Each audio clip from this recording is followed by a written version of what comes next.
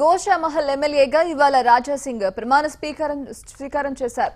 Speaker ఛాంబర్లో ప్రమాణ స్వీకారం చేసిన ఆయన ధర్మం పట్ల, దేశం పట్ల నమ్మకం లేని ఎంఐఎం ప్రోటెం స్పీకర్ ముందు ప్రమాణ స్వీకారం చేయనని గతంలో చెప్పినట్లు గుర్తు చేశారు. ఇక బంగారు తెలంగాణ కావాలంటే సీఎం కేసీఆర్ ప్రజలందరి మనోభావాలను పరిగణలోకి తీసుకోవాలన్నారు. భారతదేశంలో ఉంటారు, భారతదేశంలో పార్టీ పెడతారు, ఫుడ్ తింటారు, ఇక్కడ ఉంటారు, కానీ భారత్ మాతా జై అనని కూడా వీళ్ళకి సిగ్గొస్తుంది. అట్లాంటి పార్టీకి చెందిన ఒక ఎమ్మెల్యే ఒక ప్రోటెం స్పీకర్గా మా ముఖ్యమంత్రి గారు చేసినారంటే ప్రజల్లో ఏం మెసేజ్ పోయింది, కొద్దిగా ముఖ్యమంత్రి గారు ఆలోచన చేయాలని నేను ముఖ్యమంత్రి గారికి చెప్తున్నాను. ఇవాళ మేము తీసుకున్న డిసిషన్కి ప్రజల్లో ఎంత మంచి రెస్పాన్స్ వస్తుంది అది కూడా ముఖ్యమంత్రి గారు చూడాలని నేను ముఖ్యమంత్రి గారికి అడుగుతున్నాను.